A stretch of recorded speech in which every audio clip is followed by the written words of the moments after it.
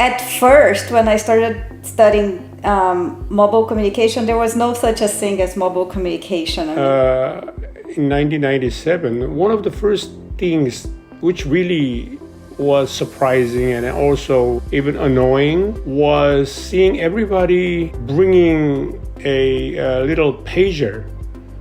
Koreans called it PP, mimicking the sound of the little device. In feature phones, back in 2004 and 2005, we didn't talk about smartphone. That was Nokia feature phones we were working with.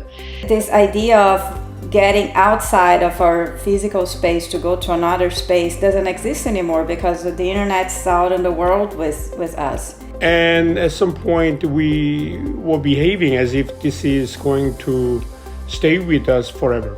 But actually, a surprising thing is, in a very short time, that was quickly replaced by the early forms of like mobile phones. And then, of course, media innovation happened and media evolution happened, and the smartphone came up, and that really changed the whole game. We are actually embedding digital information, especially with location-based services, in physical spaces. I was kind of thinking, this is going to be a revolution in changing the mode of life, social organizations, the way how people are getting in touch each other.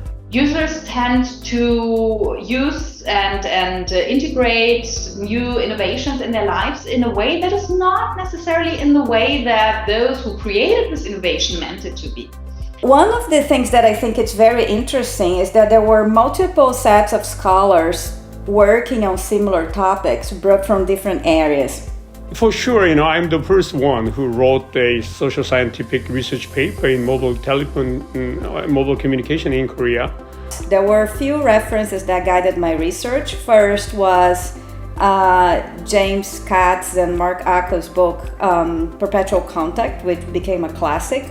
They organized one of the first mobile communication conference at Rutgers in 2002.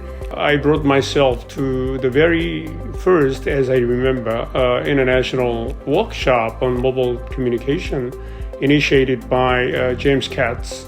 The institutionalization of mobile communication didn't really go on the traditional path. It really became a subfield in media and communication studies. Mobile communication is no longer about cell phones. There are many other technologies that do that. You have the watches, you have the iPads or tablets, and because mobile communication really reached it to the peak of technology.